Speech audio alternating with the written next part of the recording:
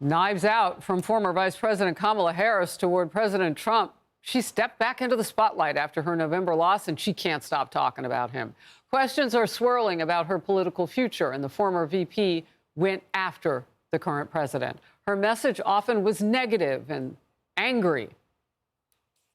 Instead of an administration working to advance America's highest ideals, we are witnessing the wholesale abandonment of those ideals. It's an agenda, a narrow, self-serving vision of America,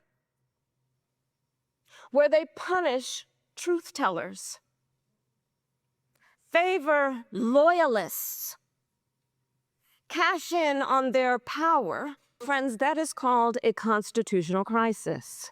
Oh, for a second there, I thought she was talking about the cover-up of how debilitated the mental capacity was of the last president and the cover-up there.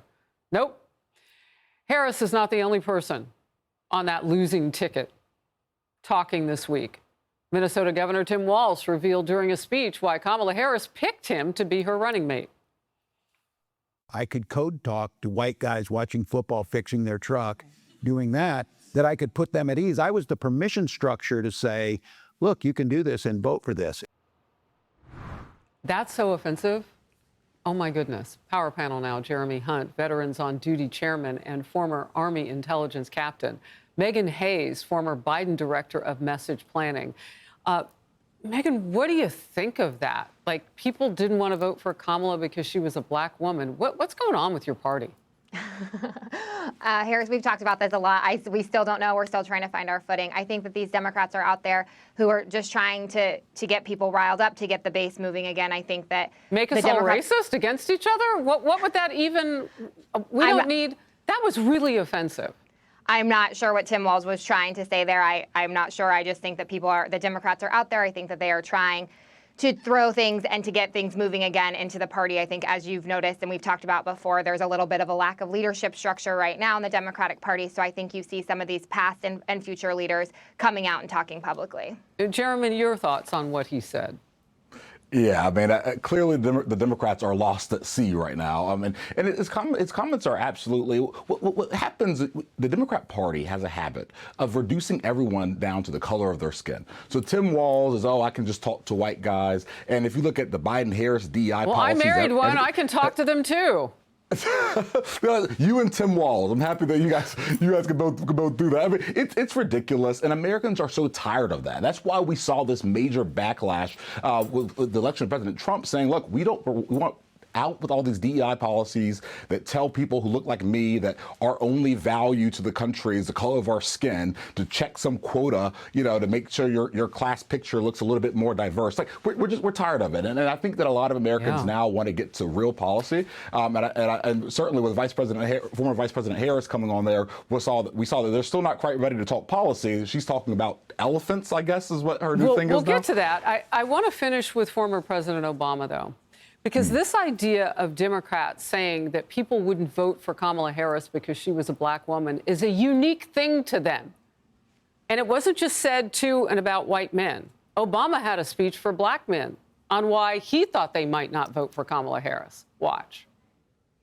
You're thinking about sitting out or even supporting somebody who has a history of denigrating you because you think that's a sign of strength, because that's what being a man is, putting women down. That's not acceptable. I also want to say that seems to be more pronounced with the brothers. Okay, and if Tim Walz were here to mansplain that would mean what exactly? I mean, it sounds like they're sort of saying the same thing. You might not vote for her because she's a woman, she's a black woman. That is so offensive. I thought that the Democratic Party held itself out as the party of women, all women. Meghan.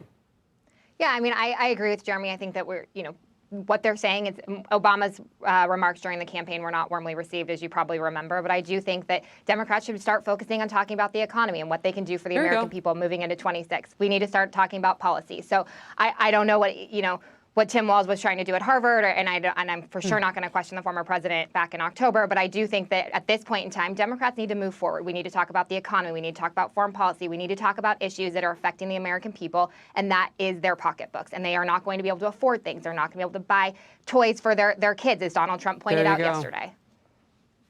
Well, look, you talked about the Dumbo comments that Kamala Harris made. Those were, I'm going to ask my team if we can just take a quick look at that and so we can see what you meant, Jeremy.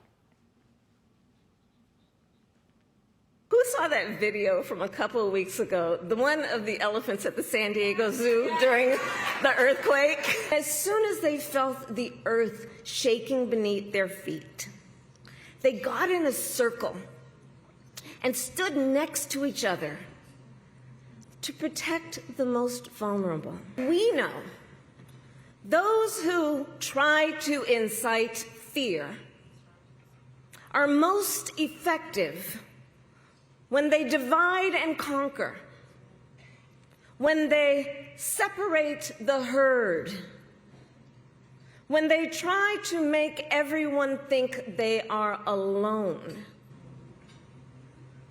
But in the face of crisis, the lesson is don't scatter. Garden goddess, blue cheese. What kind of dressing do you want with that salad, Jeremy? Oh, man, I can't be the only one who misses these classic Kamala Harris word salads. I mean, she's the queen of the word salad. She's undefeated. But usually the losing candidate in the presidential election will get on their first speech. They're going to say, oh, do you miss me yet? Or something like that. But she can't say that, right? Because no one misses the Biden-Harris administration. No one misses a wide open border. No one misses these ridiculous DEI policies. No one misses America looking weak on the world stage. So honestly, this is probably the best that she could do as we get another word salad talking about elephants. I want to be serious about the need for Kamala Harris. She's still right now, when you look at the polling, Meghan, has the most recognizable name and image, so on and so forth. She just ran for president, so I get that. Do you need her out there doing this? Look, I think she's probably going to run for governor in California, and so I think making this speech in San Francisco to Californians makes sense for her. I don't know that Democrats need to be talking about anything but the economy right now and what they're going to do to move the economy forward and to win in 26. But I think that this was a speech in San Francisco to Californians, and I think that that's probably where she's going to end up with her next political future. But I think we should stick to policy. Yeah, no matter what state you're in, I still think that dystopian elephant talk is probably not going to help you win governor seat or any other.